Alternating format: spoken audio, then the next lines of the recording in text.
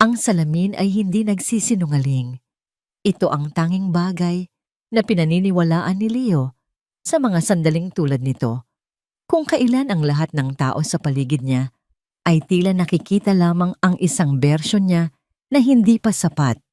Ngunit sa harap ng salamin sa loob ng kanilang maliit na apartment, nakikita niya ang dapat niyang kahinatnan, isang lalaking makapangyarihan, iginagalang at handang sakupin ang mundo. Nakatayo siya roon, suot ang isang mamahaling suit na dapat sanay para lang sa opisina, ngunit isinusuot niya ito kahit sa bahay para maramdaman ang bigat ng tagumpay sa kanyang mga balikat. Ang kanyang mga mata ay matalim na katutok sa sariling refleksyon habang binibigkas ang mga salitang paulit-ulit niyang inensayo sa loob ng isang linggo. Ang Celeste Towers ay hindi lamang isang gusali. Deklara niya sa sarili, ang kanyang boses ay may diin at kumpiyansa. Ito ay isang simbolo ng pag-unlad ng kinabukasan ng lahat ng kaya nating abutin. Itinaas niya ang kanyang kamay na para bang hinahawakan ang isang hindi nakikitang blueprint sa hangin. At ako si Leo de Guzman, ang magdadala sa inyo sa kinabukasang iyon. Isang ngiting may halong pagmamalaki ang sumilay sa kanyang mga labi. Perpekto. Bawat salita, bawat galaw, bawat pagtaas ng kilay, lahat ay kalkulado. Ang proyektong Celeste Towers ang magiging korona ng kanyang karera. Ito ang mag-aangat sa kanya mula sa pagiging isang karaniwang manager tungo sa pagiging isang pangalan na kinikilala sa industriya ng real estate. Hindi na siya titingnan bilang isang taong nagsusumikap lang. Titingnan na siya bilang isang taong nagtagumpay. Isang matinis na tunog mula sa telepono sa ibabaw ng mesa ang bumasag sa kanyang konsentrasyon. Inis siyang lumingon. Nakita niya ang pangalan sa screen, Mama. Napabuntong hininga si Leo bago sagutin ang tawag. Isinandal niya ang telepono sa kanyang tainga habang inaayos ang kurbata na hindi naman talaga gusot. Ma! Bati niya sinisikap na panatilihing kalmado ang kanyang boses. Leo anak, kamusta ka na? Ang boses ni Carmen sa kabilang linya ay matamis. Ngunit may pahiwatig ng pag-apura, isang bagay na kabisado na ni Leo. Tinatawagan lang kita para ipaalala sa iyo ang tungkol sa gala sa Sabado. Huwag mong kakalimutan yon na ang pinakamalaking gabi para sa iyo. Hindi ko po makakalimutan, Ma. Pinaghahandaan ko na nga po, sagot ni Leo habang ang kanyang mga mata ay muling bumabalik sa salamin. Mabuti naman, dahil naririnig ko na si Victor daw ang pinapaboran ni Don Andres para sa posisyon. Sabi ni Carmen at sa isang iglap, ang matamis na tono ay napalitan ng pamilyar na tunog ng pagkadismaya.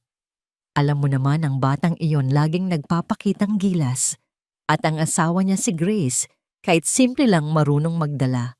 Kailangan mong siguraduhin na ikaw ang mapapansin sa gabing iyon, Leo. Kailangan mong magmukhang importante. Napapikit si Leo. Heto na naman sila. Ang walang katapusang paghahambing. Ang bigat ng mga inaasahan ng kanyang ina. Ginagawa ko ang lahat, Ma. Siguraduhin mo lang, diin ni Carmen. At sana naman may isusuot na matino iyang asawa mo. Ayokong mapahiya ka dahil sa kanya. Kailangan mo ng asawang mukhang presentable. Hindi yung, alam mo na, baka isipin ng mga tao kung saan mo lang siya pinulot. Isang kirot ang gumuhit sa dibdib ni Leo ngunit mabilis niya itong isinantabi. Si Maria ay maayos manamit. Isang tawang walang kagalakan ang narinig niya. Maayos para sa simbahan marahil, pero hindi para sa isang high society event. Basta bahala ka na anak. Ang sa akin lang, huwag mong hayaang masira ng isang gabi ang lahat ng pinaghirapan mo. Pagkatapos ng tawag ibinaba ni Leo ang telepono na may bigat sa kanyang dibdib. Ang kumpiyansang naramdaman niya kanina ay unti-unting natutunaw na papalitan ng pamilyar na pakiramdam ng pagkabalisa. Mahal niya ang kanyang ina, ngunit minsan ang pagmamahal nito ay parang isang kadena na humihila sa kanya pababa. Ang amoy ng bagong lutong adobong manok ang gumising sa kanya mula sa malalim na pag-iisip. Mula sa kusina, lumabas si Maria ang asawa niya. May ngiti sa kanyang mga labi, isang ngangu ang ngiti na dati ay nagbibigay ng kapayapaan kay Leo, ngunit ngayon ay tila nagpapaalala lang sa kanya ng salitang simple. Leo, kain na tayo, malambing niyang sabi habang daladala ang isang plato ng kanin. Nakasuot lang siya ng isang simpleng duster at ang buhok niya ay nakapusod lang ng walang kaarte-arte. Maganda si Maria, alam ni Leo iyon.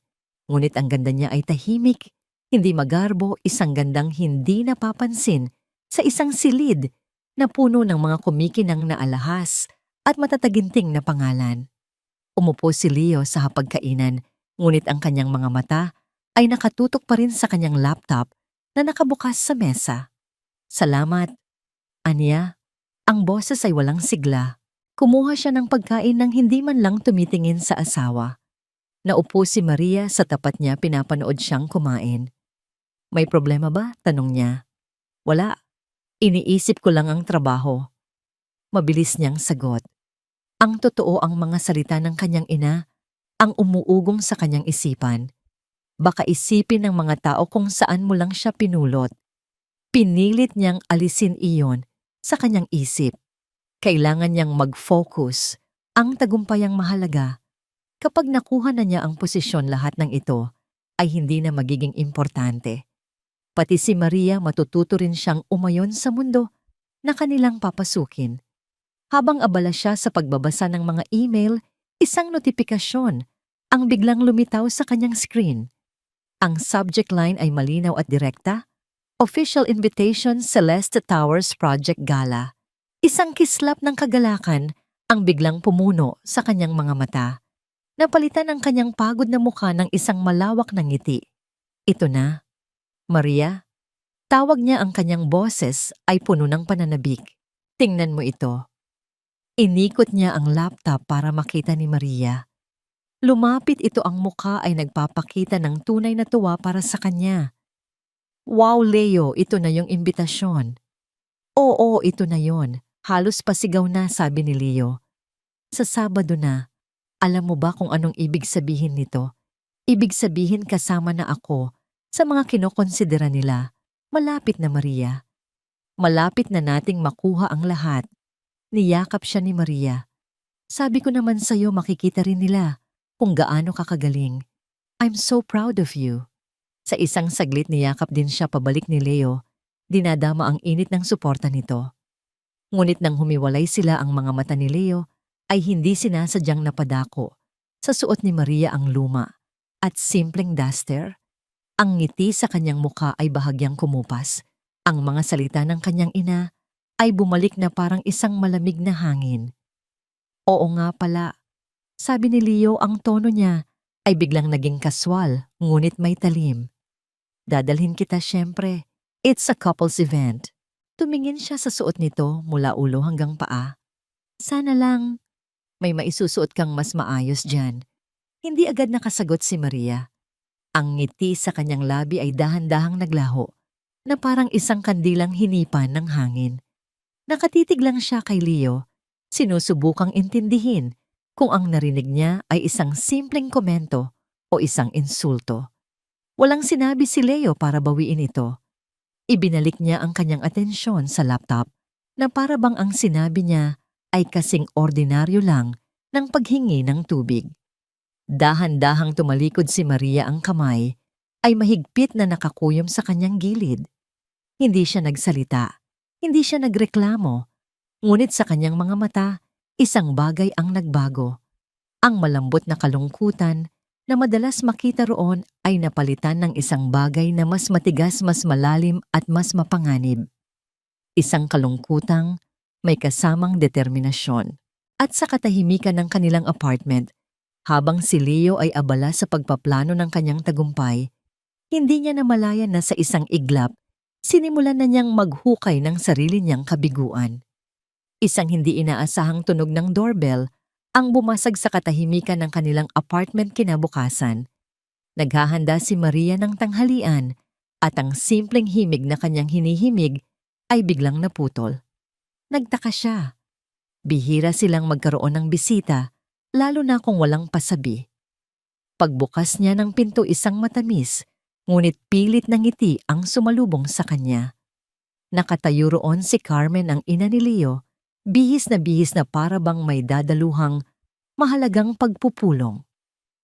Ang kanyang buhok ay perpektong nakaayos, ang kanyang makeup ay walang kamali-mali, at sa kanyang kamay ay isang malaking paper bag na may pangalan ng isang kilalang designer. Ang itsura nito ay tila isang sandata na dala sa isang laban. Carmen, tita. Gulat na bati ni Maria, bahagyang umatras para bigyan ito ng daan. Tuloy po kayo. Hindi po namin kayo inaasahan. Pumasok si Carmen, ang kanyang mga mata ay mabilis na sinuri ang bawat sulok ng sala, ang simpleng sofa, ang mga lumang kurtina, ang maliit na TV. Isang bahagyang pag-angat ng gilid ng kanyang labi ang nagpahiwatig ng kanyang pagkadismaya. Dumaan lang ako, Hija. May mahalaga kasi akong dala para sa'yo. Inilapag niya ang paper bag sa ibabaw ng kanilang maliit na lamesa sa gitna. Ang tunog ng paglapag nito ay may bigat na parabang hindi lang damit ang laman yon, kundi pati na rin ang lahat ng kanyang opinyon. Para sa gala sa Sabado.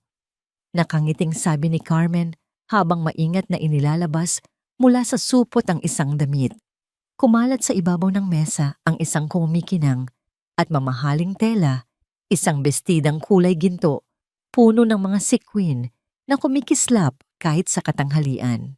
Ito ay isang damit na sumisigaw ng atensyon, isang damit na isusuot ng isang taong gustong mapansin, isang damit na hindi kailanman isusuot ni Maria. Nakita ko yan sa isang butik sa mall. Agad kong naisip na babagay sa'yo. Patuloy ni Carmen bagamat ang tono niya ay hindi nagtatanong kundi nag-uutos. Para naman magmukha kang asawa ng isang future executive, hindi ba? Napatingin si Maria sa damit pagkatapos ay sabihanan niya. Pinilit niyang ngumiti ng magalang. Napakaganda po, tita. Pero sobra po yata ito para sa akin. At may napili na po akong isusuot. Ang nangiti sa mukha ni Carmen ay biglang naglaho na parang isang maskarang biglang hinubad. Napalitan ito ng isang malamig na ekspresyon. Anong ibig mong sabihin na may napili ka na ipinapahiwatig mo bang mas maganda pa ang pipiliin mo kaysa dito? Hindi po sa ganoon. Mahinahong paliwanag ni Maria, pinipiling huwag pansinin ang pait sa boses nito. Hindi ko lang po talaga estilo ang ganitong klaseng damit. Masyado pong magarbo para sa akin. Pero maraming salamat po sa pag-iisip ninyo sa akin. Isang tawang mapakla ang kumawala sa mga labi ni Carmen. Estilo hiha ang okasyong pupuntahan ninyo ay hindi para sa estilo mo. Ito ay para sa karera ng anak ko. Ang kailangan doon ay isang babaeng mukhang mayaman at makapangyarihan. Hindi isang babaeng mukhang simple. Ang huling salita ay binitiwan niya na parang isang maruming basahan. Tita, ang pagkatao ko po ay hindi nakabase sa damit na isinusuot ko. Matatag na sagot ni Maria, ang kanyang boses ay kalmado pa rin ngunit may diin. Talaga ba? Hamon ni Carmen, ang boses ay tumataas na. Dahil sa mundong ito, sa mundong gustong pasukin ng anak ko, ang unang tinitingnan ay ang panlabas na anyo. Hindi mo ba naiintindihan? O sadyang ayaw mong intindihin?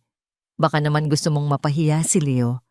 Baka gusto mong isipin ang lahat na nagkamali siya ng pinakasalan. Tamang-tama, sa pagtaas ng kanilang tensyon, bumukas ang pinto at pumasok si Leo, pagod mula sa maghapong trabaho. Natigilan siya nang makita ang kanyang ina at asawa na nakatayo sa gitna ng sala. Ang hangin sa pagitan nila ay halos pwedeng hiwain sa kapal. Nakita niya ang kumikinang na damit sa mesa at ang galit na mukha ng kanyang ina. Anong nangyayari dito? Tanong niya, ang boses ay nagpapakita ng pag-aalala, hindi para sa asawa, kundi para sa posibleng gulo. Leo, anak, mabutit dumating ka na. Agad na salubong ni Carmen. Ang boses ay puno ng pagkukunwaring hinanakit. Tingnan mo itong asawa mo. Ibinili ko na siya ng magandang damit para sa kapakanan mo, para hindi ka mapahiya, pero ayaw niyang tanggapin. Ang sabi niya, hindi niya estilo. Napaka walang utang na loob. Bumaling si Leo kay Maria, ang kanyang muka ay puno ng pagkadismaya. Maria, ano na naman to? Regalo na nga ng mama. Bakit ayaw mo pang tanggapin? Leo, nagpasalamat ako. Paliwanag ni Maria, ang kanyang mga mata ay nakikiusap sa asawa na sana ay maintindihan siya. Hindi lang talaga para sa akin ang damit na ito. Kahit hindi para sa'yo, isuot mo na lang para sa isang gabi. Sigaw ni Leo, ang kanyang pagod at stress mula sa trabaho at sa pressure mula sa ina ay sumabog na. Bakit kailangan mong palakihin ang isang maliit na bagay? Ginagawa lang to ni mama para sa ikabubuti ko, para sa ikabubuti natin. Ang ikabubuti ba natin ay ang pagpapanggap ko bilang isang taong hindi ako?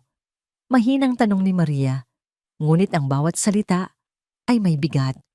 Doon na napuno si Leo. Ang lahat ng kanyang pagkabalisa, ang kanyang takot, na hindi mapantayan si Victor, ang kanyang kahihiyan. Sa pagiging simple ni Maria, lahat ay lumabas sa isang bugso ng galit. Itinuro niya ang kanyang daliri kay Maria, ang kanyang muka ay nanlilisik. Alam mo kung ano, Maria, tama ka. Hindi mo kailangang magpanggap. Anggil niya. Ang kanyang boses ay umalingaw-ngaw sa kanilang maliit na sala. Kaya sa party mas mabuti kung manahimik ka na lang. Huwag kang masyadong makikipag-usap. At kung may magtanong kung sino ka, huminto siya sandali na para bang nag-iisip ng pinakamabisang paraan para saktan ito. Sasabihin kong ikaw ang katulong ko sa bahay para wala nang maraming tanong at hindi na tayo mapahiya. Isang nakabibinging katahimikan ang bumalot sa silid. Ang galit sa mukha ni Carmen ay napalitan ng pagkagulat at pagkatapos ay isang bahagyang nangiti ng tagumpay. Si Leo naman ay tila agad na pinagsisihan ng kanyang sinabi. Ang galit sa kanyang mukha ay napalitan ng gulat sa sarili niyang kalupitan. Ngunit si Maria, hindi siya umiyak, hindi siya sumigaw. Nakatitig lang siya kay Leo, ang kanyang mga mata ay walang emosyon. Ang dating init at pagmamahal na laging naroon para sa kanya ay biglang naglaho na parang isang apoy na binuhusan ng isang baldeng yelo. Ang natira ay isang malamig makintab at matalim na tingin. Itinaas niya bahagya ang kanyang baba. Ang kanyang boses nang sa wakas ay lumabas ay mahinahon ngunit puno ng lamig. Sigurado ka ba dyan, Leo? Tanong niya, ang bawat pantig ay malinaw at may diin. Kung yan ang gusto mo. Sige. Pagkasabi niyon, tinalikuran niya sila. Naglakad siya papunta sa kanilang silid-tulugan nang hindi na lumingon pa. Ang pinto ay isinara niya ng marahan, walang kalabog, ngunit ang katahimikan na sumunod ay mas malakas pa sa anumang sigaw. Naiwan si Leo sa sala kasama ang kanyang ina. Ang bigat ng kanyang mga salita ay nakasabit sa hangin na parang isang hatol na naghihintay na lang ipataw. Habang si Leo ay nagpapakitang gilas sa opisina, abala sa pagpapalakas ng kanyang imahe sa mga kasamahan, isang ibang mundo ang tahimik na umiiral sa loob ng kanilang apartment. Isang mundong hindi niya kailanman nakita at hindi man lang pinangarap na alamin.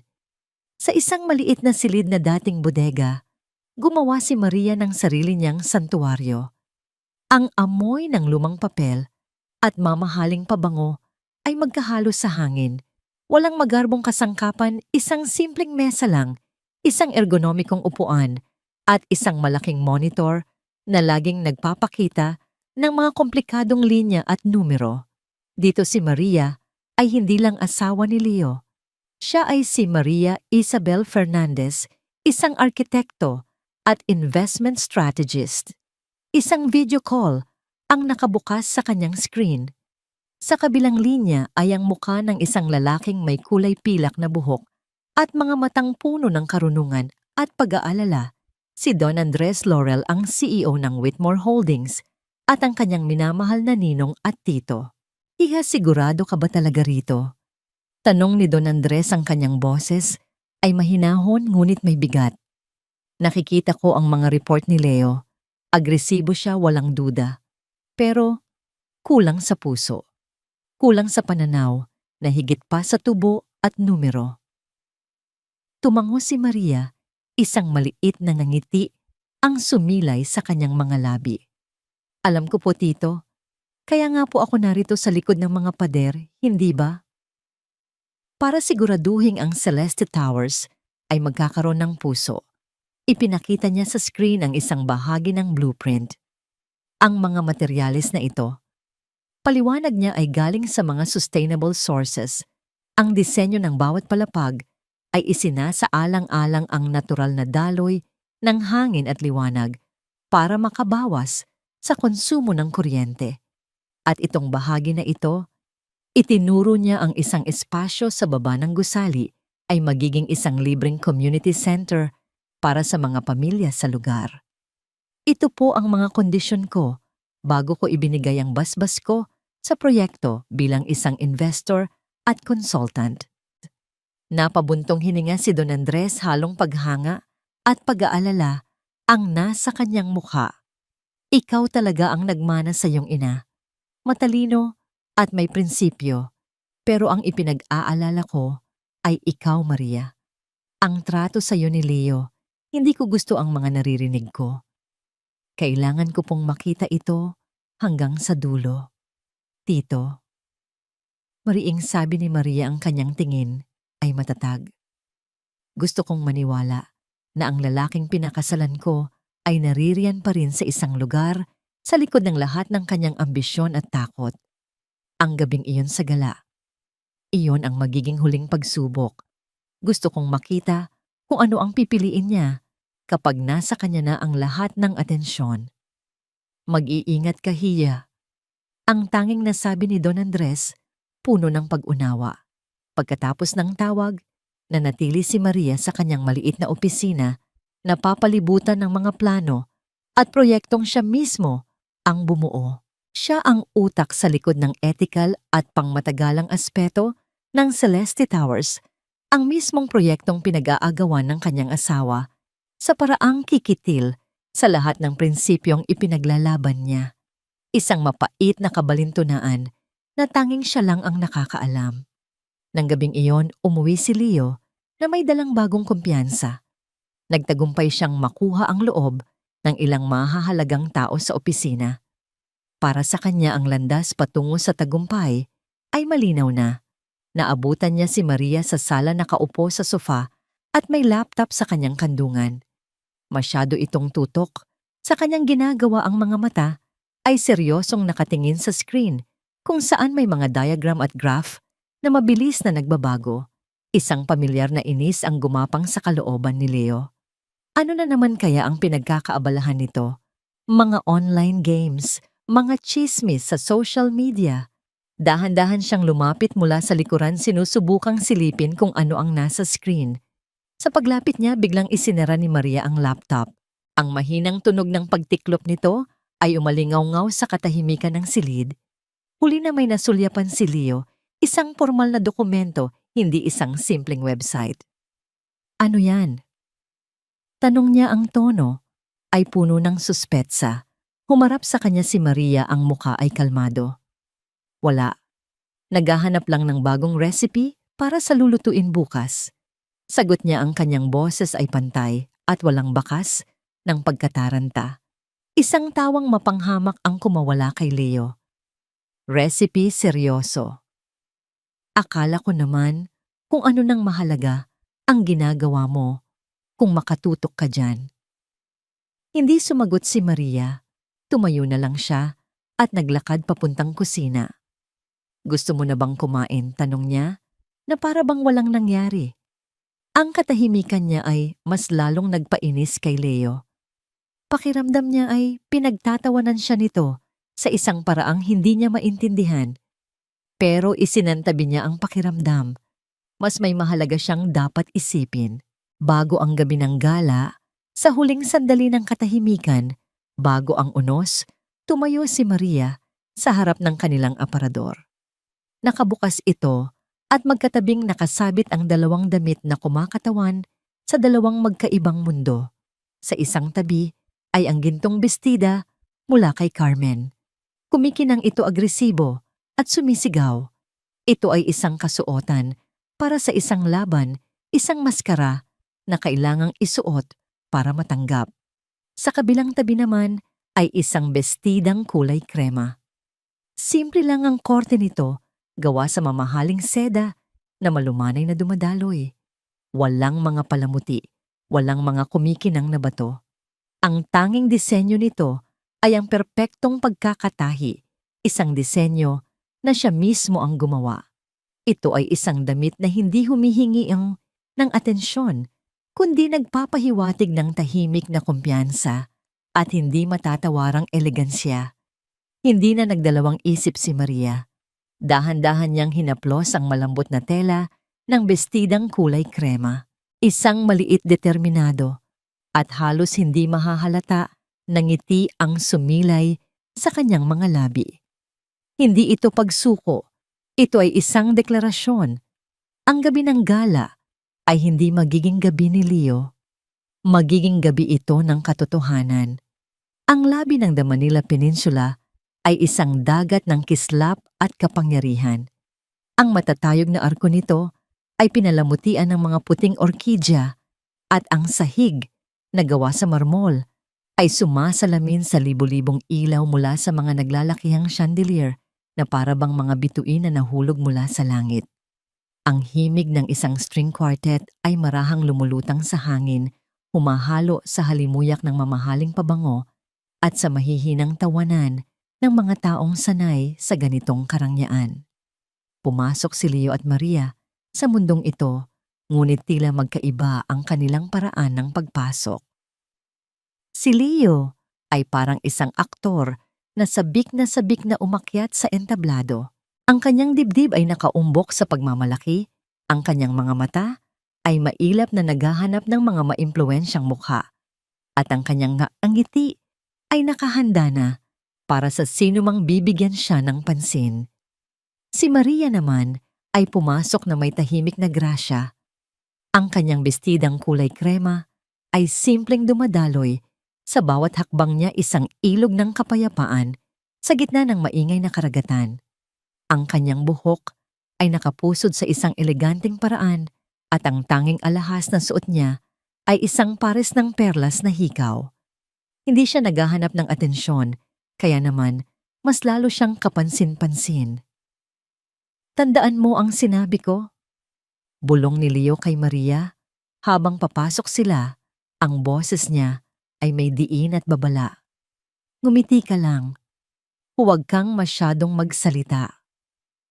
Tumangulang si Maria, ang kanyang mukha ay kalmado. Biglang may tumawag sa pangalan ni Leo. Leo pare, isang grupo ng kanyang mga kasamahan ang kumakaway mula sa di kalayuan. Agad na lumiwanag ang mukha ni Leo. Excuse me, sabi niya kay Maria, at sa isang iglap, iniwan niya itong nakatayo malapit sa pasukan. Mabilis siyang lumapit sa grupo. Ang kanyang tawa ay mas malakas kaysa sa karaniwan, ang kanyang mga galaw ay mas malaki. Sa sandaling iyon, tila nakalimutan na niyang may kasama siyang asawa. Sinundan siya ng tingin ni Maria. Hindi siya nasaktan.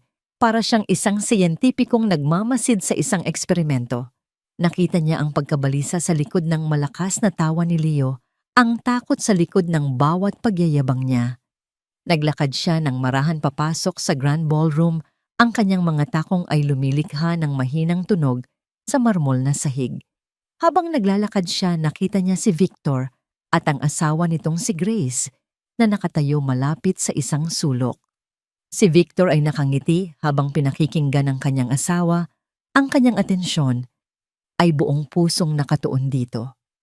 Isang simpleng eksena ng paggalang na tila isang sampal sa lahat ng ginagawa ni Leo.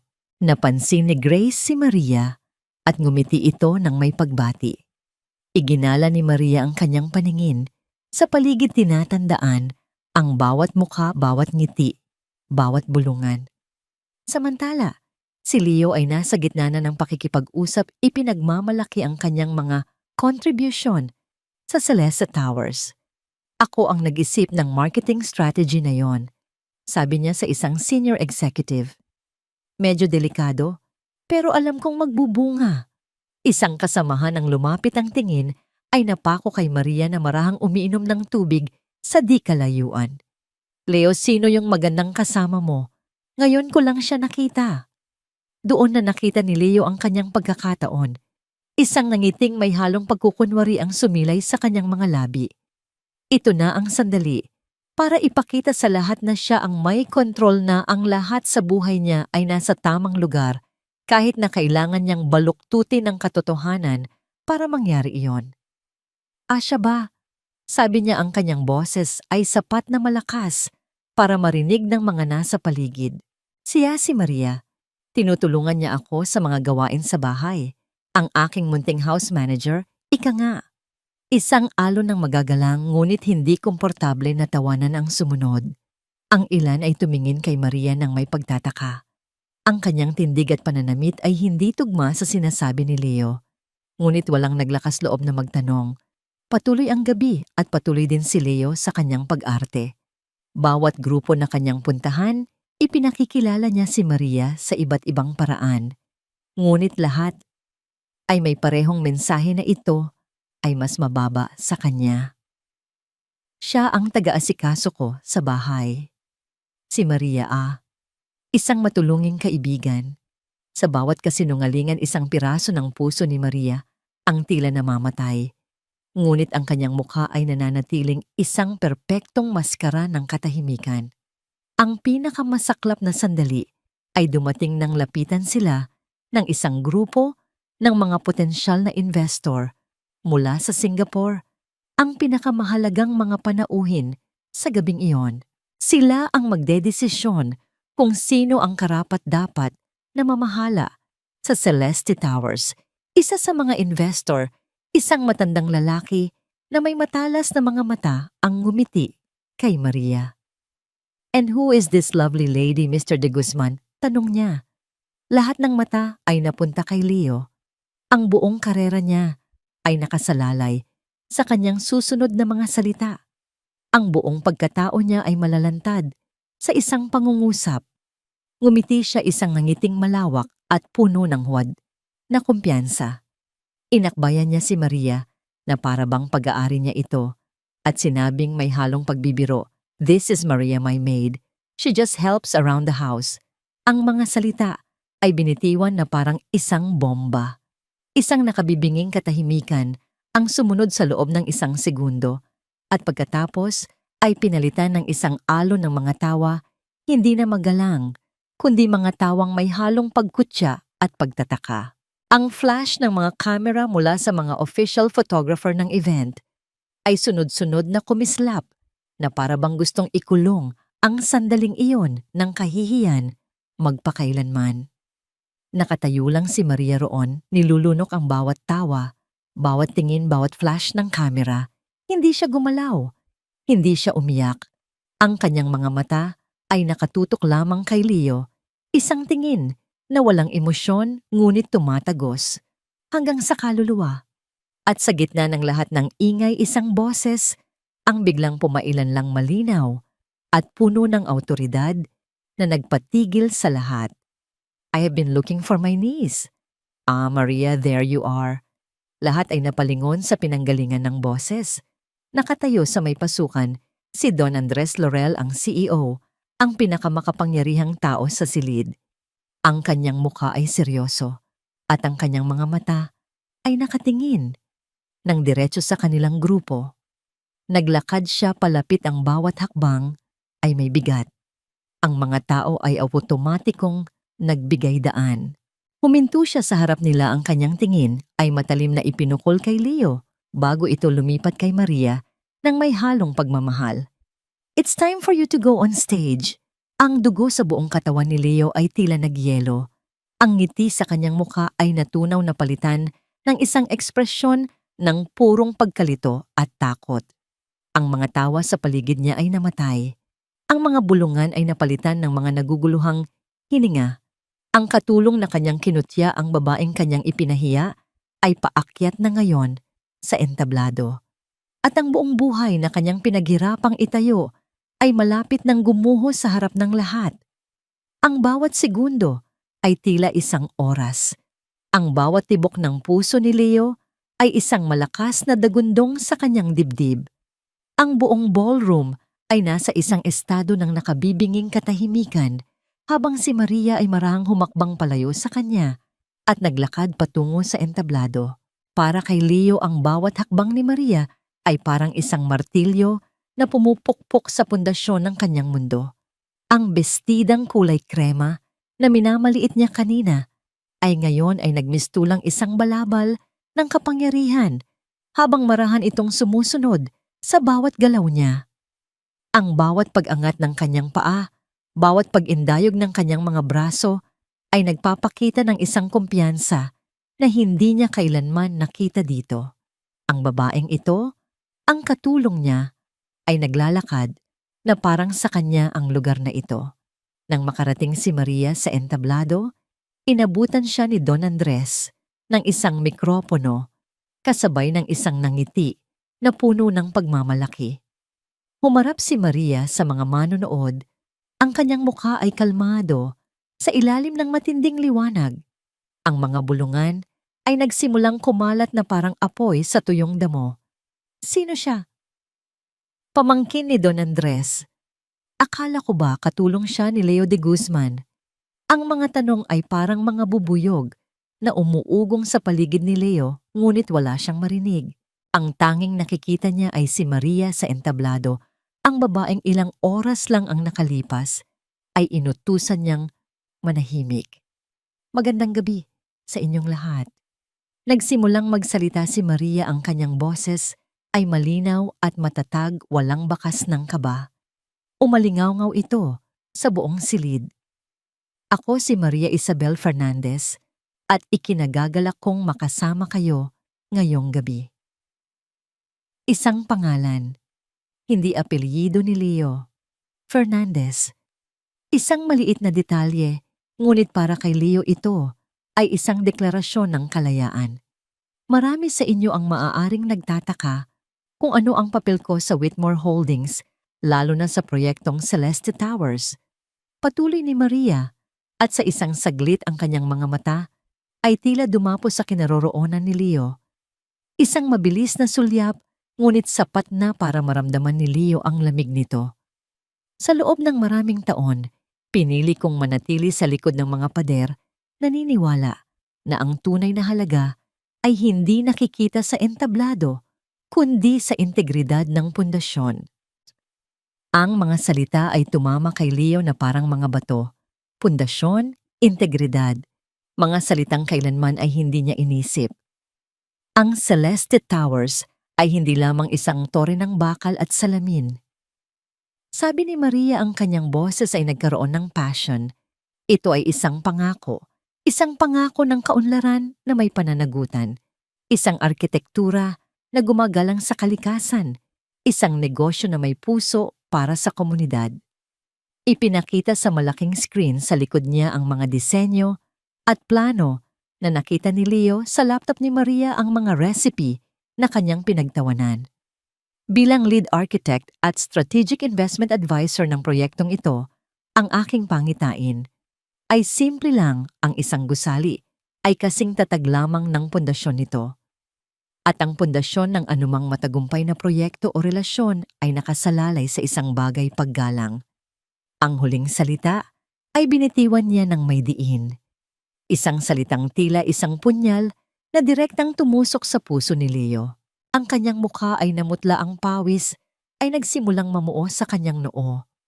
Ang mga kamera na kanina ay kumukuha ng kanyang pagyayabang ay ngayon ay nakatutok sa kanyang mukha ng kahihiyan.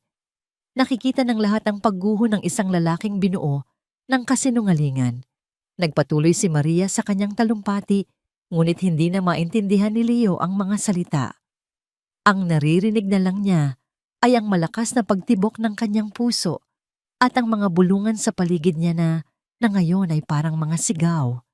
Nakakahiya siya. Paano niya nagawa iyon sa sarili niyang asawa? Tapos na ang karera niya. Nang matapos ang talumpati ni Maria, isang palakpakan na nakakabingi ang pumuno sa silid. Hindi ito ang palakpakang pinangarap ni Leo para sa kanyang sarili. Ito ay isang palakpakan para sa babaeng kanyang hinamak. Ngunit hindi pa doon natapos ang kanyang pagdurusa. Muling kinuha ni Don Andres ang mikropono, ang kanyang muka ay seryoso. Salamat Maria sa iyong napakagandang pananaw. At dahil nabanggit mo ang kahalagahan ng integridad at karakter, nais kong i-anunsyo ang taong mamumuno sa pagsasakatuparan ng pangitaing ito. Huminto sandali si Don Andres, ang kanyang mga mata ay sinadyang igala sa buong silid bago ito huminto. Kay Victor. Ang taong ito ay nagpakita hindi lamang ng husay sa trabaho kundi ng kababaang loob at paggalang sa lahat ng nakapaligid sa kanya. Isang karangalan na ipakilala sa inyo ang bagong project manager ng Celeste Towers, si G. Victor Reyes. Isang panibagong bugso ng palakpakan ang yumanig sa silid. Si Victor na may halong gulat at pasasalamat ay tumayo at umakyat sa entablado. Nagkamayan sila ni Don Andres. Si Leo naman ay nakatayo lang doon na parang isang estatwa ng kabiguan. Ang posisyong pinangarap niya, ang posisyong ipinagkanulo niya sa sariling asawa ay ibinigay na sa kanyang karibal. Sa isang iglap, nawala sa kanya ang lahat. Ang proyekto, ang respeto, ang kinabukasan. Bumaba si Maria mula sa entablado at agad siyang pinalibutan ng mga tao, mga investor, mga executive, mga kasamahan na ngayon ay sabik na makilala siya. Ang bawat isa ay may papuri, may tanong, may alok ng pakikipag-ugnayan. Naging sentro siya ng universo na kanina lang ay pag-aari ni Leo. Sa gitna ng lahat ng iyon, nagtama ang kanilang mga mata. Sinubukan ni Leo na maglakad palapit na para bang mayroon pa siyang maaaring sabihin, isang paliwanag na maaaring magbago ng lahat. Tinawag niya ang pangalan nito sa isang desperadong bulong. Maria. Ngunit si Maria ay tumingin lamang sa kanya na para bang siya ay isang estranghero, isang malayong kakilala na hindi na niya kailangang pansinin.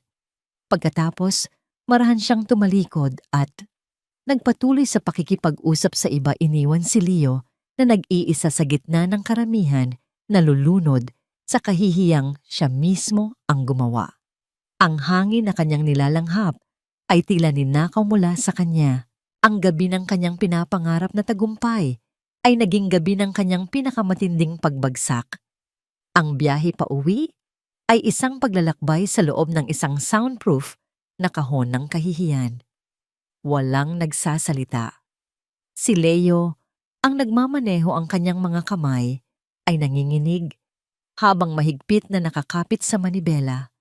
Ang mga kumikinang na ilaw ng Maynila ay lumalabo sa kanyang paningin, hindi dahil sa bilis, kundi dahil sa mga luhang nagbabadyang tumulo, mga luhang hindi niya hahayaang makita ni Maria. Si Maria naman ay tahimik na nakaupo sa passenger seat. Ang kanyang tingin ay nasa labas ng bintana na para bang mas interesado pa siya sa mga poste ng ilaw na kanilang nadadaanan kaysa sa lalaking katabi niya. Ang kanyang katahimikan ay mas malakas pa sa anumang sigaw, mas matalas pa sa anumang panunumbat. Ito ay isang katahimikan na nagsasabing, wala na akong pakialam. Pagdating nila sa kanilang apartment building, ang bawat hakbang mula sa parking lot hanggang sa kanilang pinto ay tila isang marcha patungo sa bitayan para kay Leo. Ang bawat pag-click ng takong ni Maria sa sementadong sahig ay isang paalala ng kanyang kabiguan.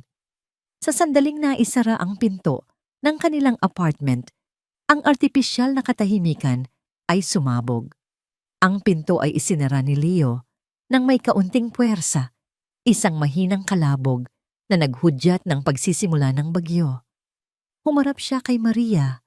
Ang kanyang mukha ay isang gusot na mapa ng galit, pagkalito at matinding kahihiyan. Ang lalaking kanina ay nagyelo sa takot, ay ngayon ay nag-aapoy sa isang desperadong pagtatangka na iligtas ang anumang natitira sa kanyang pride. Bakit ang unang salitang lumabas sa kanyang bibig, ang kanyang boses ay garalgal at puno ng paninisi? Bakit mo ginawa sa akin to, Maria? Hindi sumagot si Maria. Naglakad siya papunta sa kusina, kumuha ng isang baso at nagsali ng tubig mula sa pitzel. Ang kanyang mga galaw ay kalmado at kontrolado na mas lalong nagpagalit kay Leo. "Huwag mo akong talikuran." Sigaw niya sinundan ito sa kusina. "Kinakausap kita. Bakit mo ako ginawang katawa-tawa sa harap ng lahat ng tao? Sa harap ng mga boss ko? Sa harap ni Don Andres?" Dahan-dahang humarap si Maria, ang baso ng tubig ay nasa kanyang kamay. "Ikaw," sabi niya, ang kanyang boses ay malamig at pantay, "ang gumawa ng katawa-tawa sa sarili mo, Leo. Hindi ako." Sinungaling. Anggil ni Leo, ang kanyang mga ugat sa leeg ay lumitaw. "Nilinlang mo ako. Pinaniwala mo ako na wala kang alam, na simple ka lang. Pero ang totoo, pinaplano mo na pala ang lahat ng ito. Pinagtawanan mo ako sa likod ko, hindi ba? Kinasabwat mo pa ang tito mo para sirain ako. Ang bawat salita ay isang akusasyon, isang pagtatangka na ilipat ang sisi mula sa kanyang sarili papunta kay Maria. Hindi niya matanggap na siya ang may kasalanan. Para sa kanya, biktima siya ng isang malaking panlilinlang. "Talaga bang iyan ang iniisip mo?" Mahinang tanong ni Maria, ngunit may pait sa kanyang mga mata. "Na pagkatapos ng lahat ng ginawa mo, ako pa rin ang masama? Na pagkatapos mong ipahiya ako sa paraang hindi ko kailanman inakala, ang iniisip mo pa rin ay ang sarili mo?" "Oo." Halos pasigaw na sagot ni Leo, ang kanyang desperasyon ay umaabot na sa sukdulan. "Dahil sinira mo ang lahat, ang pangarap ko, ang kinabukasan natin, ginawa mo akong tanga. Sabihin mo sa akin, Maria, masaya ka na ba? Nakuha mo na ba ang gusto mo? Ano pa ang gusto mong sabihin? Magsalita ka." Sa huling sigaw ni Leo, ang pagpipigil na matagal nang iniipon ni Maria ay biglang bumigay. Ang kalmadong maskara sa kanyang mukha ay nabasag. Ang sakit, ang galit, ang kahihiyan na tiniis niya buong gabi at sa loob ng maraming taon ay sumabog sa isang iglap. Ang kanyang mga mata ay nanlisik. Ang kanyang dibdib ay umalon sa isang malalim na hininga, at sa halip na sumagot gamit ang mga salita, itinaas niya ang kanyang kamay. Sa isang mabilis at biglaang galaw, ang laman ng basong hawak niya ay ibinuhos niya ng buong buo sa mukha ni Leo. Ang malamig na tubig ay tumama sa kanya na parang isang malakas na sampal. Ang gulat ay gumuhit sa kanyang mukha. Ang tubig ay dumaloy mula sa kanyang buhok, sa kanyang mga mata, sa kanyang pisngi, hanggang sa kwelyo ng kanyang mamahaling suit. Basa, kahiya-hiya, pinatahimik. Nakatayo si Leo roon, tumutulo ang tubig mula sa kanyang mukha, hindi makapagsalita, hindi makagalaw. Sa isang iglap, ang lahat ng kanyang init ng ulo ay napalitan ng isang malamig na katotohanan. Tinitigan siya ni Maria, ang kanyang mga mata ay nag-aapoy sa galit na ngayon lang niya ipinakita. Ang kanyang dibdib ay mabilis na umaakyat baba. "Iyan," sabi niya, ang kanyang boses ay nanginginig ngunit puno ng kapangyarihan. "Ang sagot ko." Ibinagsak niya ang baso sa lababo na lumikha ng isang matunog na kalansing. Hindi ito nabasag, ngunit ang tunog ay tila isang tuldok sa kanilang pag-uusap. Walang lingon-likod, tinalikuran niya si Leo na nakatayo pa ring basa at tulala sa gitna ng kusina. Naglakad siya papunta sa kanilang silid-tulugan. Narinig ni Leo ang pagpihitit ng susi sa seradura, isang malinaw na tunog ng paghihiwalay. Simula ngayong gabi, ang boses ni Maria ay maririnig mula sa likod ng nakasaradong pinto, malinaw at pinal. "Sa sala ka matutulog." Naiwan si Leo sa katahimikan, basang-basa sa tubig at sa kahihiyan. Ang lamig na gumagapang sa kanyang balat ay walang-wala kumpara sa lamig na bumalot sa kanyang puso. Sa sandaling iyon, naunawaan niya na ang nawala sa kanya ay hindi lang isang posisyon sa trabaho. Ang nawala sa kanya ay ang babaeng minsan ay minahal siya ng buong puso. At ang pagsasara ng pintong iyon ay hindi lang pagsasara para sa gabing ito. Ito ay ang pagsasara ng isang kabanata ng kanilang buhay, isang kabanatang maaring hindi na niya kailanman maibabalik. Nagising si Leo sa isang uri ng sakit na hindi pisikal. Ang unang liwanag ng araw ay dumadaan sa siwang ng kurtina sa sala, isang mapang-asar na paalala na isang bagong araw na naman ng kahihiyan ang kanyang haharapin. Nakahiga siya sa sofa, ang kanyang likod ay naninigas at ang kanyang leeg ay nangangalay. Ang mamahalin niyang suit na basa pa rin sa ilang bahagi ay nakasampay nang walang ingat sa isang silya mukha itong bandila ng isang natalong hukbo. Umupo siya at ang bigat ng katahimikan sa apartment ay dumagan sa kanya. Hindi ito ang karaniwang katahimikan ng umaga. Ito ay isang katahimikang may laman, isang katahimikang puno ng mga hindi sinasabi at mga nasirang pangako. Walang amoy ng kape, walang mahinang tunog ng mga plato mula sa kusina. Walang Maria. Tumayo siya at dahan-dahang naglakad papunta sa kanilang silid-tulugan. Ang pinto ay bahagyang nakaawang.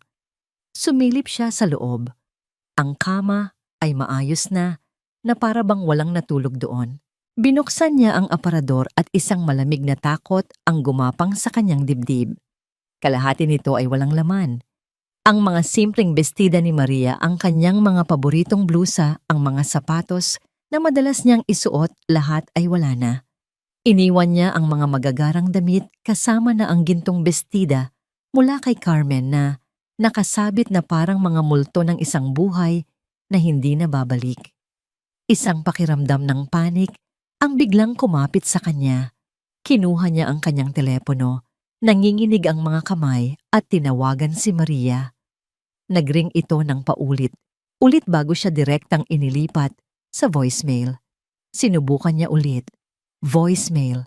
Nagpadala siya ng mensahe. Maria, nasaan ka? Mag-usap tayo please.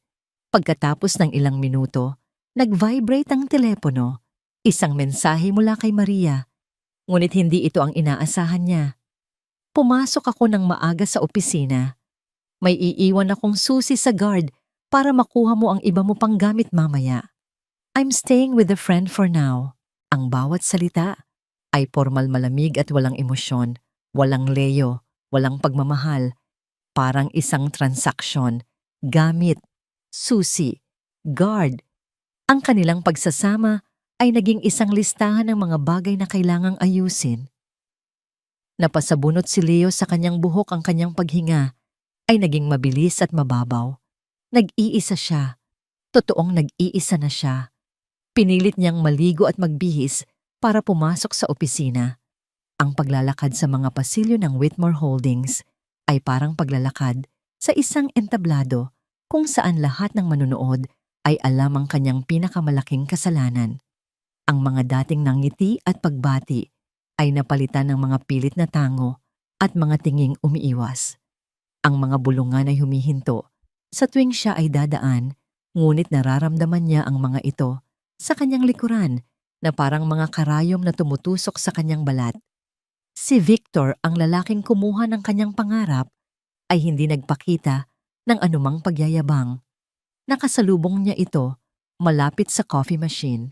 Tumingin ito sa kanya hindi nang iinsulto kundi may halong lungkot. Sayang Leo, sabi ni Victor, ang boses ay mahina. Nasa iyo na sana ang lahat. Ang mga salitang yon ay mas masakit pa kaysa sa anumang pangungutya. Dahil totoo. Pagsapit ng tanghali, tumawag ang kanyang ina. Hindi ito ang boses na nag-aalala, kundi ang boses ng isang general na ang sundalo ay sumuko sa laban. Ano ang ginawa mo, Leo? Sigaw ni Carmen sa kabilang linya. Buong umaga akong nakakatanggap ng tawag mula sa mga amiga ko. Pinagtatawanan nila ako. Pinagtatawanan nila tayo. Paano mo nagawang maging ganyang kahina at katanga? Dahil sa isang babae, sinira mo ang kinabukasan mo. Matama na po. Pakiusap ni Leo ang boses ay basag. Anong tama na? Ngayon ka pa susuko. Hanapin mo ang asawa mo at humingi ka ng tawad. Lumuhod ka kung kailangan. Gawin mo ang lahat para maayos ito. Hindi na ganoon kadali yon, ma. Sagot niya isang pag-amin sa kanyang pagkatalo. Ibinaba niya ang tawag, hindi na makayanan ng isa pang boses na nagsasabing nagkamali siya. Alam na niya. Umuwi siya sa isang apartment na mas lalong naging malungkot at walang buhay. Sa paghahanap ng kahit anong maaaring makapitan, binuksan niya ang isang drawer sa tabi ng kama, ang lugar kung saan itinatago ni Maria ang kanyang mga personal na gamit. Sa ilalim ng mga lumang litrato, may nakita siyang isang maliit na kwaderno. Ang pabalat nito ay simple lang walang disenyo. Binuksan niya ito. Ito ang journal ni Maria. Nanginginig ang kanyang mga kamay habang binabasa ang mga sulat kamay nito. Ang mga unang pahina ay puno ng pag-asa at pagmamahal. First anniversary namin ni Leo. Dinala niya ako sa isang simpleng kainan sa tabing dagat. Sabi niya, kahit anong mangyari hinding-hindi siya magbabago. Habang lumilipas ang mga pahina, unti-unting nagbabago ang tono. Lagi na siyang pagod. Lagi nang may gustong patunayan sa trabaho. Minsan pakiramdam ko nakikipag-usap na lang ako sa anino niya. At ang mga huling entry na isinulat, ilang linggo bago ang gala, ay parang mga saksak sa kanyang puso. Sinabi na naman niyang kailangan kong mag-ayos para sa mga kasamahanan niya. Hindi niya alam ang gusto ko lang ay makita niya ako. Ako lang. Hindi ang bersyon na gusto niyang ipakita sa mundo. Tinawag niya akong katulong. Sa harap ng nanay niya. At hindi ako lumaban. Siguro hinihintay ko na lang ang huling patak na magpapaapaw sa baso at malapit na. Ramdam ko malapit na. Isinara ni Leo ang kwaderno. Ang mga luha na kanina pa niya pinipigilan ay bumuhos na nang walang tigil. Yumuko siya, ang kanyang mga balikat ay nanginginig sa bawat paghikbi. Hindi ito mga luha ng awa sa sarili. Ito ay mga luha ng isang taong sa wakas ay naunawaan ang buong laki ng kanyang kasalanan. Hindi niya sinira ang isang gabi. Sinira niya ang isang puso ng dahan-dahan araw-araw hanggang sa wala nang natira.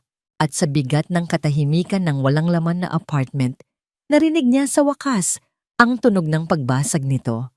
Ilang linggo ang lumipas na parang isang mahabang panaginip o mas tamang sabihing isang bangungot. Si Leo ay gumagalaw sa mundo na parang isang multo. Ang kanyang trabaho ay naging mechanical. Ginagawa niya ang kailangan ngunit wala na ang dating apoy at ambisyon.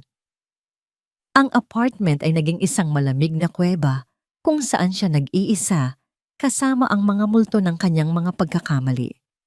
Isang hapon, habang nakatitig sa kawalan mula sa bintana ng kanyang opisina, naalala niya ang isang business card na matagal nang nasa kanyang pitaka. Ibinigay ito ng HR department ng kanilang kumpanya. 1 taon na ang nakalipas para sa mga empleyadong nangangailangan ng mental health support. Noon, pinagtawanan niya ito. Para sa kanya yon ay para sa mga mahihina. Ngayon, pakiramdam niya siya na ang pinakamahina sa lahat. Nanginginig ang kanyang kamay habang dinadial ang numero. Ang opisina ng therapist ay nasa isang tahimik na gusali sa Makati, malayo sa ingay ng corporate world. Si Dr. Isabel Reyes ay isang babaeng nasa mga 50 anyos, may malumanay na mga mata, ngunit may isang tingin na tila kayang basahin ang pinakailalim ng iyong kaluluwa. Sa unang sesyon, sinubukan ni Leo na ikwento ang lahat na parang isang business case. Inilatag niya ang facts, ang pressure mula sa kanyang ina, ang kompetisyon kay Victor, ang kahalagahan ng Celeste Towers. Sinubukan niyang ipaliwanag ang kanyang mga aksyon, hindi para manghingi ng tawad, kundi para maging lohikal. Pinakinggan siya ni Dr. Reyes nang walang paghuhusga. Nang matapos si Leo, isang simpleng tanong lang ang binitiwan nito. Ginoong de Guzman, sa lahat ng kwento ninyo, nasaan si Maria? Natigilan si Leo. Po, siya po ang asawa ko. Hindi marahang pagtatama ni Dr. Reyes. Sa kwento ninyo, siya ay isang obstacle, isang complication, isang variable sa inyong plano. Pero hindi ko siya narinig bilang isang tao. Kailan niyo huling nakita ang asawa ninyo bilang isang tao at hindi bilang isang extension ng inyong mga ambisyon? Ang tanong na yon ay bumaon ng malalim. Walang maisagot si Leo. Sa mga sumunod na sesyon, dahan-dahang sinimulan ni Dr. Reyes na buksan ang mga nakakandadong pinto sa isipan ni Leo. Pinag-usapan nila ang kanyang pagkabata, ang walang katapusang pangangailangan niyang patunayan, ang kanyang sarili, sa kanyang ina, ang takot niyang maging ordinaryo. Natuklasan niya na ang kanyang pagtrato kay Maria ay hindi lang simpleng pagkakamali. Ito ay isang sintomas ng isang mas malalim na sakit, isang sakit na nakaugat sa matinding insecurity. Ang ginawa ninyo sa kanya, paliwanag ni Dr. Reyes, isang araw ay ang tinatawag na projected self-loathing. Ang mga bagay na kinatatakutan ninyo sa inyong sarili, ang pagiging simple, ang hindi pagiging sapat, ay ang mga bagay na pinarusahan ninyo sa kanya. Isang araw, bilang bahagi ng kanyang takdang aralin, inutusan siya ni Dr. Reyes na bisitahin ang isang lugar na may mahalagang alaala sa kanila ni Maria. Walang ibang lugar na pumasok sa isip ni Leo kundi ang community center sa Tondo kung saan sila unang nagkakilala. Siya ay isang aroganteng corporate volunteer noon at si Maria ay isang tahimik na community organizer. Nagpunta siya doon isang Sabado ng hapon. Ang lugar ay hindi nagbago, maingay, magulo, ngunit puno ng buhay.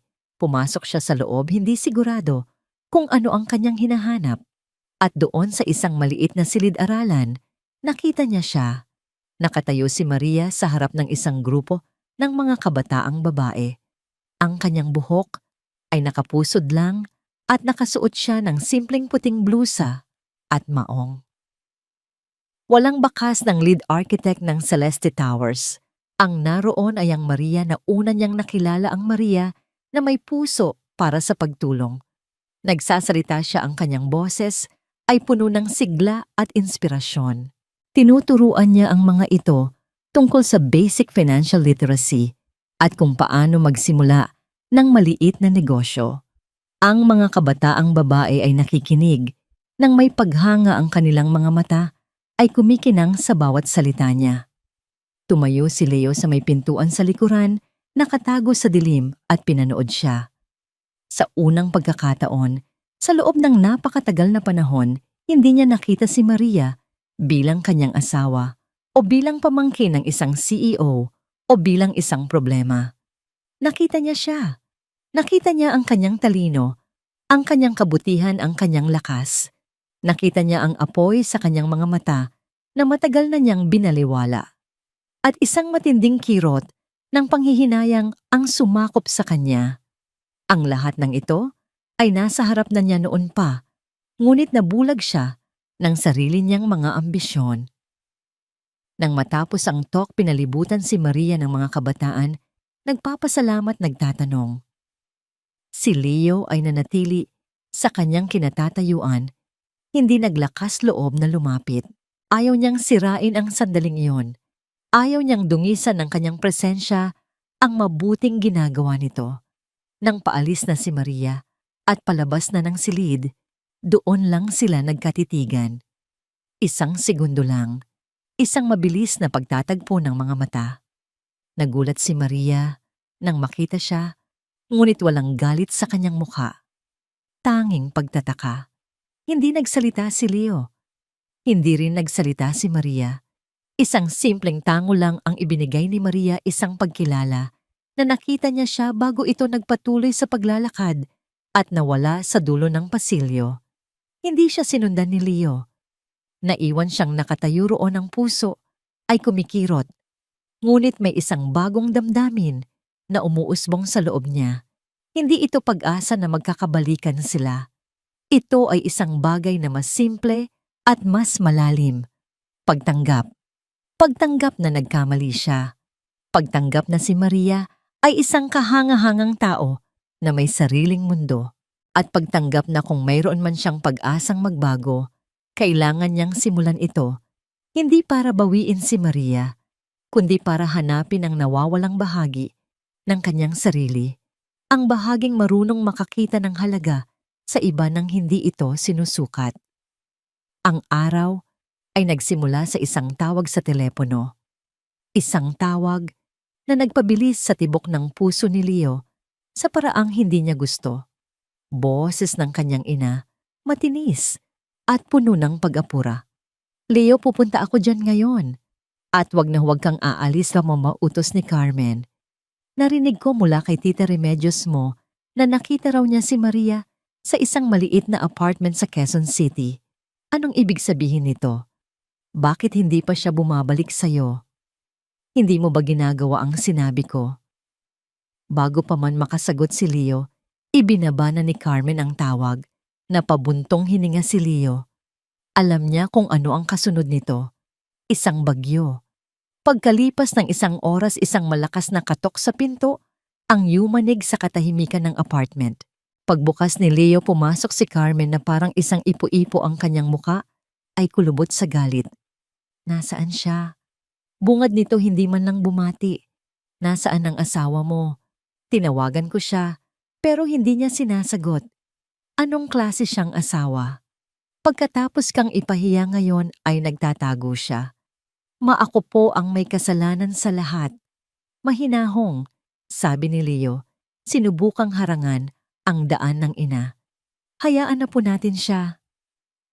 Hayaan, putol ni Carmen, ang boses ay tumaas. Anak, ginawa kang katawa-tawa ng babaeng yon. Inagaw niya ang dapat sanay sa'yo. At ngayon, sasabihin mong hayaan na lang. Hindi kailangan niyang matuto. Kailangan niyang malaman kung saan siya lulugar. Habang sila'y nagtatalo, isang mahinang tunog ng susi ang narinig nila mula sa pinto. Bumukas ito at pumasok si Maria. Natigilan siya nang makita si Carmen.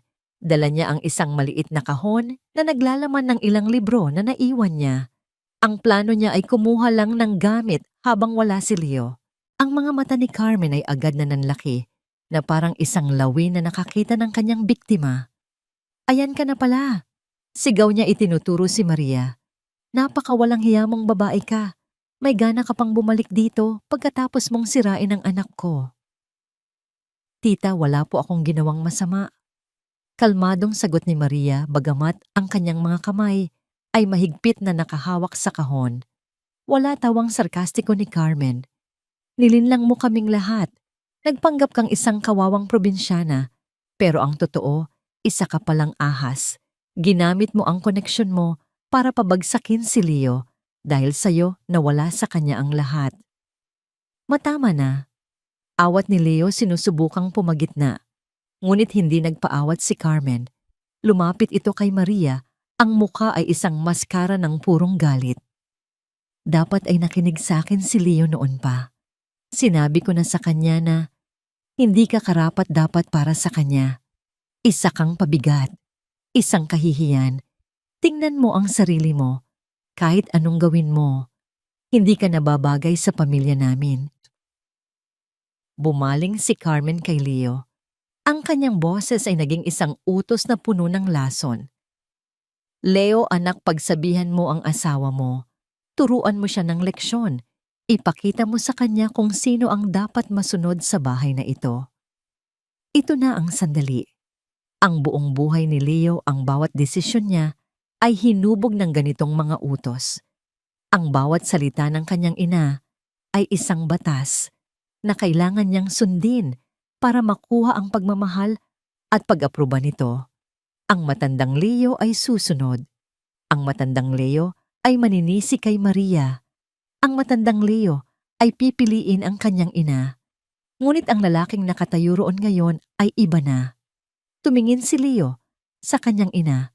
Pagkatapos ay kay Maria. Nakita niya ang sakit sa mga mata ni Maria. Isang sakit na siya rin ang may kagagawan.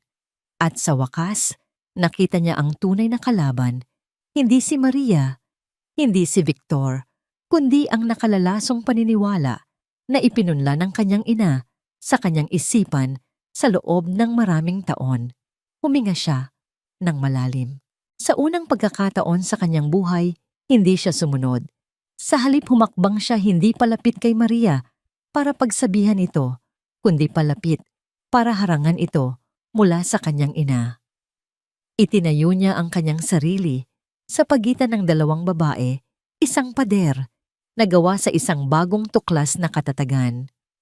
Matama na, sabi niya, ang kanyang boses ay hindi na nag-aatubili. Ito ay kalmado, matatag at pinal. Natigilan si Carmen. Ano ang sabi mo? Ang sabi ko, tama na. Ulit ni Leo, tinititigan ng kanyang ina ng diretso sa mga mata. Ang may kasalanan dito ay ako. Hindi si Maria, ako. Pero Leo, ako ang naging arogante. Patuloy ni Leo, ang bawat salita ay isang pag-amin. Ako ang naging makasarili. Ako ang hindi marunong gumalang. At lahat ng iyon ay dahil sinubukan kong maging ang lalaking gusto ninyong maging ako, isang lalaking walang halaga kung walang posisyon o pera. Walang utang na loob. Sigaw ni Carmen, hindi makapaniwala sa kanyang naririnig. Hindi, ma. Ngayon lang ako nagiging totoo. Sabi ni Leo, minahal ko si Maria dahil simple siya. Minahal ko siya dahil totoo siya. At sinira ko siya dahil natakot akong maging katulad niya, isang taong masaya kahit walang itinatago. Ang mga maling aral ninyo ang sinunod ko at iyon ang pinakamalaking pagkakamali ko. Nanigas si Carmen. Ang kanyang muka ay namutla sa gulat at galit. At ngayon, pagtatapos ni Leo, ang kanyang boses ay hindi na nagbabago. Tapos na po iyon.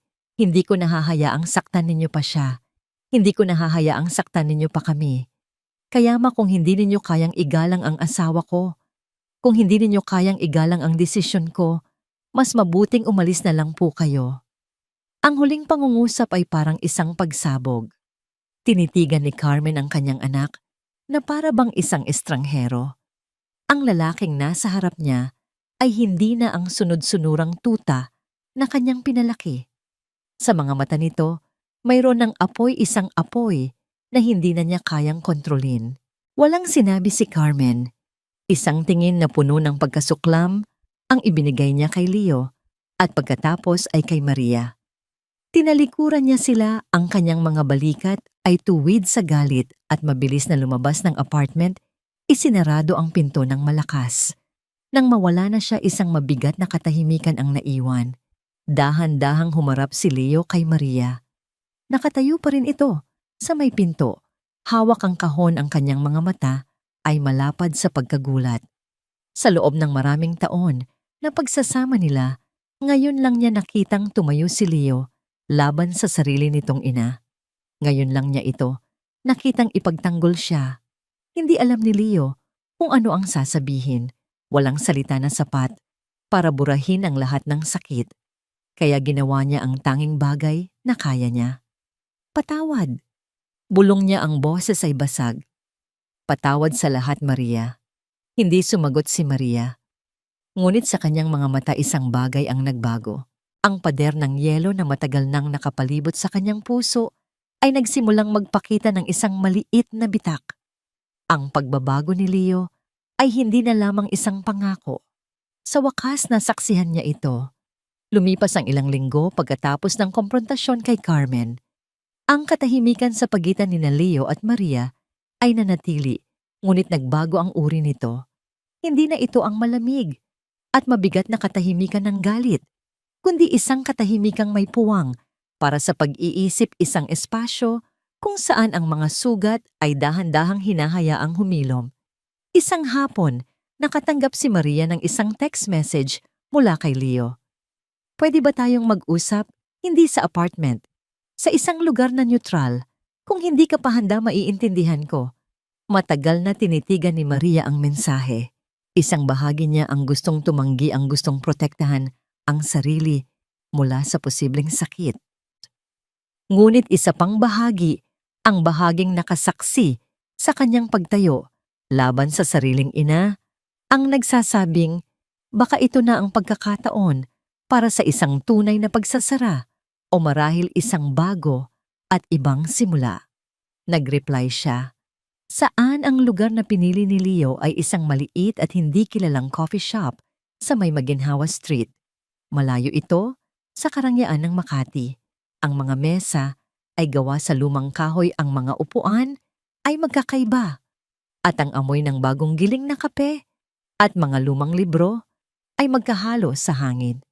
Ito ay isang lugar na totoo, walang pagkukunwari." Naunang dumating si Leo. Hindi siya nakasuot ng mamahaling suit, kundi isang simpleng polo shirt at maong. Nang pumasok si Maria, tumayo siya, ngunit hindi para magpakitang gilas, kundi dahil sa simpleng paggalang. "Salamat sa pagdating mo." Sabi niya, ang boses ay mahina. Umupo si Maria sa tapat niya. Sa gitna nila ay isang maliit na mesa, isang pisikal na representasyon ng distansyang kailangan pa nilang tawirin. "Ano ang gusto mong pag-usapan, Leo?" Tanong ni Maria. Ang kanyang tono ay hindi malamig, ngunit hindi rin mainit. Ito ay maingat. Huminga ng malalim si Leo, tila tinitipon ang lahat ng kanyang natutunan sa mga nakalipas na buwan. Hindi siya nagsimula sa mga dahilan o pagtatanggol sa sarili. Nagsimula siya sa isang pag-amin. "Gusto kong humingi ng tawad." Simula niya tinititigan ang kanyang mga kamay na nakapatong sa mesa. "Hindi lang para sa nangyari sa gala, kundi para sa lahat. Para sa bawat araw na ipinaramdam kong hindi ka sapat. Para sa bawat pagkakataon na inuna ko ang sasabihin ng ibang tao kaysa sa nararamdaman mo. Patawad, Maria." Nakikinig lang si Maria, ang kanyang muka ay seryoso, pinag-aaralan ang bawat salita, naghahanap ng anumang bakas ng kasinungalingan. Wala siyang nakita. Inilabas ni Leo mula sa kanyang bag ang isang manipis na folder at marahan itong itinulak sa gitna ng mesa. "Hindi ko ito ginagawa para bilhin ang kapatawaran mo." Paliwanag niya. "Gusto ko lang ipakita sa iyo kung saan ko ibinubuhos ang oras ko ngayon." Binuksan ito ni Maria. Sa loob ay mga paunang plano at pag-aaral para sa isang proyekto. Ngunit hindi ito isang marangyang condominium. Ito ay isang panukala para sa isang socialized housing community, matitibay at disenteng pabahay para sa mga pamilyang may mababang kita na may kasamang livelihood center at maliliit na parke. Ang pangalan ng proyekto sa ibaba ay simple lang, Proyekto Pag-asa. "Nagsimula akong mag-volunteer ulit sa community center," sabi ni Leo. "Nakita ko kung gaano kalaki ang pangangailangan at na-realize ko ang pagtatayo ng mga skyscraper ay nagbibigay ng karangalan, pero ang pagtatayo ng mga tahanan para sa mga nangangailangan, nagbibigay pala ito ng kahulugan." Tumingin siya kay Maria at sa unang pagkakataon, nakita nito ang isang kislap sa kanyang mga mata na hindi dulot ng ambisyon, kundi ng isang tunay na layunin. "Hindi ko hinihiling na bumalik ka sa akin." Pagpapatuloy ni Leo, ang kanyang boses ay naging basag. "Alam kong sinira ko ang tiwala mo at baka hinding-hindi na yon maibabalik. Ang gusto ko lang sabihin ay, nagbabago na ako. Hindi para sa iyo, hindi para sa nanay ko, kundi para sa sarili ko. Dahil ayoko nang maging ang lalaking yun, Maria. Ayoko na." Isinara ni Maria ang folder. Matagal siyang natahimik, tila tinitimbang ang lahat. Ang sakit ng nakaraan ay sariwa pa rin, ngunit ang katapatan sa kanyang harapan ay hindi maikakaila. "Ang tiwala, Leo." Nagsimula siyang magsalita. Ang kanyang boses ay mahinahon, ay parang isang salamin. "Kapag nabasag, kahit anong gawin mong pagdikit, makikita mo pa rin ang mga lamat." Tumango si Leo, isang luha ang dahan-dahang pumatak sa kanyang pisngi. "Alam ko, hindi pa ako handang bumalik sa kung ano man tayo dati," sabi ni Maria. "Ang bahay na yon, ang pagsasama natin, masyadong maraming masasamang alaala. Napayuko si Leo, tinatanggap ang bawat salita na parang isang nararapat na parusa. Ngunit nagpatuloy si Maria. Pero huminto siya sandali at sa paghinto na yon, isang sinag ng liwanag ang pumasok. Handa akong tumingin siya kay Leo ng diretso sa mga mata. Sumubok ulit, pero hindi bilang mag-asawa. Kumunot ang noo ni Leo sa pagkalito. Magsimula tayo sa simula. Paliwanag ni Maria, isang maliit at marupok ng ngiti ang unang beses na sumilay sa kanyang mga labi. Bilang dalawang tao na nagkakakilala pa lang, walang kasinungalingan, walang pagkukunwari, batay lamang sa katotohanan at paggalang. Tingnan natin kung saan tayo dadalhin noon. Ito ay hindi isang oo na nagbubura sa lahat. Ito ay isang marahil na mas mahalaga at mas makatotohanan. Ang luhang pumatak sa pisngi ni Leo ay hindi na luha ng kalungkutan, kundi ng pasasalamat. Tumango siya ng paulit-ulit. Oo, sige, kahit ano. Magsimula tayo sa simula. Tumayo sila para umalis. Walang akbay, walang hawak kamay. Naglakad sila palabas ng coffee shop magkatabi, ngunit may isang pulgadang espasyo sa pagitan nila, isang espasyo ng paggalang. Hindi ito ang pagtatapos na parang sa pelikula. Walang mga halik sa ilalim ng ulan, walang mga matatamis na pangako. Ito ay isang bagay na mas totoo. Isang pag-amin na ang pag-ibig ay hindi isang destinasyon, kundi isang patuloy na pagtatayo. At habang naglalakad sila sa ilalim ng papalubog na araw, sa maginhawa, alam nilang pareho na ito pa lang ang unang hakbang sa isang napakahabang paglalakbay. Ngunit sa unang pagkakataon, sa loob ng maraming taon, naglalakad na sila sa iisang direksyon. Ang hangin sa loob ng maliit na coffee shop sa maginhawa ay puno ng amoy ng pag-asa.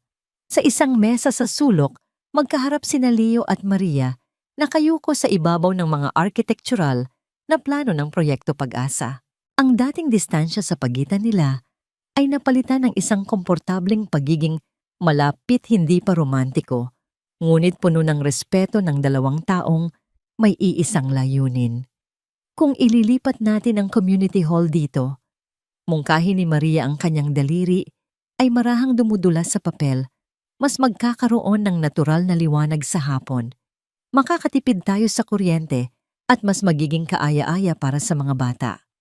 Isang tunay na ngiti ang sumilay sa mga labi ni Leo, isang ngiting umabot hanggang sa kanyang mga mata. Iyon ang dahilan kung bakit ikaw ang arkitekto, sabi niya. Nakikita mo ang mga bagay na hindi ko nakikita. Sa unang pagkakataon, sa loob ng maraming buwan, tumawa sila ng sabay. Isang tawang magaan, walang bigat ng nakaraan.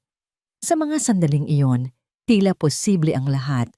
Tila ang pundasyong kanilang sinisirang itayo ay nagsisimula ng tumibay. Ngunit ang mga pundasyong sinusubok pa lamang ay madaling yumanig.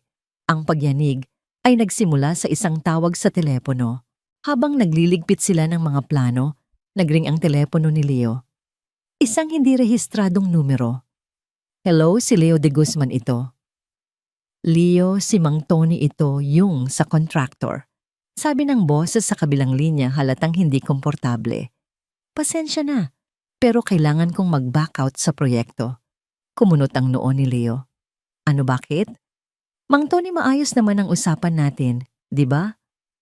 Personal na dahilan, Leo. Pasensya na talaga. Mabilis na sabi ni Mang Tony. At bago pa man makapagtanong si Leo, ibinaba na nito ang tawag.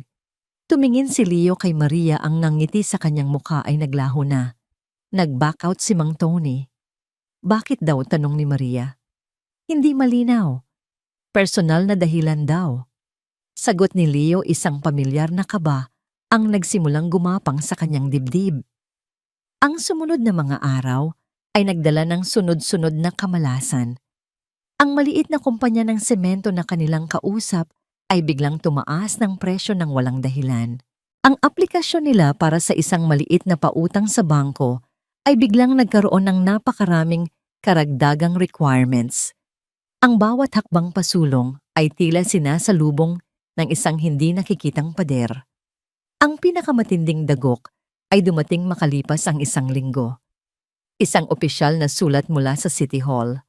Ang kanilang aplikasyon para sa building permit ay indefinitely deferred dahil sa isang maliit at halos walang katuturang teknikalidad, isang kakulangan sa dokumento na alam ni Leo na kumpleto niya nang isinumite. Hindi ito nagkataon lang, sabi ni Maria isang gabi habang pinag-aaralan nilang dalawa ang mga sulat at mensahe. Ang kanilang sala ay naging isang war room, puno ng mga papel at ng lumalaking tensyon. Masyadong organisado, masyadong sabay-sabay, may gumagalaw sa likod ng lahat ng ito. Habang sila'y nasa gitna ng pag-iisip, muling nagring ang telepono ni Leo. Sa pagkakataong ito, ang pangalan sa screen ay nagpatigil sa kanilang dalawa, Victor Reyes. Nagkatinginan sila ni Maria bago sinagot ni Leo ang tawag. Leo! Sabi ni Victor, ang kanyang boses ay seryoso at walang paligoy. Wala akong maraming oras at hindi mo kailangang magtanong kung paano ko nalaman, pero may gusto akong sabihin sa'yo. Huminto ito sandali. May isang taong malapit sa'yo ang gumagamit ng mga lumang koneksyon para pahirapan ka. Mga utang na loob na sinisingil. Ingat ka pare. Ayokong makita kang masira ng ganito. Pagkatapos noon, ibinaba ni Victor ang tawag. Isang malamig at mabigat na katotohanan ang bumalot sa silid. Hindi na nila kailangang hulaan. Iisa lang ang taong may ganoong klaseng galit at impluensya. Iisa lang ang taong kayang manipulahin ang sistema sa paraang marumi at personal. Carmen. Tumingin si Leo kay Maria, ang kanyang muka ay isang pinaghalong galit at kahihiyan. Ang nanay ko, bulong niya. Ginagawa niya ito para parusahan ako. Hindi, Oma. Pagtatama ni Maria, ang kanyang mga mata ay matalim at puno ng determinasyon. Ginagawa niya ito para subukan ka. Gusto niyang makita kung babalik ka sa kanya, kung susuko ka. Sa sandaling iyon, isang text message ang dumating sa telepono ni Leo. Mula sa kanyang ina. Alam kong nahihirapan ka. Magkita tayo. Sa paborito nating restaurant, mamayang gabi. Ikaw lang. Hindi ito isang paanyaya. Ito ay isang pagtawag sa isang paghuhukom. Ito ang sandali ng pagpili. Tumingin si Leo sa mensahe, pagkatapos ay kay Maria. Ang matandang Leo ay matatakot. Ang matandang Leo ay mag-aatubili. Ngunit ang bagong Leo ay tumingin sa mga mata ng kanyang asawa, ang kanyang partner, at nakahanap ng lakas. Kailangan ko itong harapin, sabi niya. Tumango si Maria. Kinuha niya ang kamay ni Leo, ang unang pagkakataon na ginawa niya ito mula noong magsimula silang muli.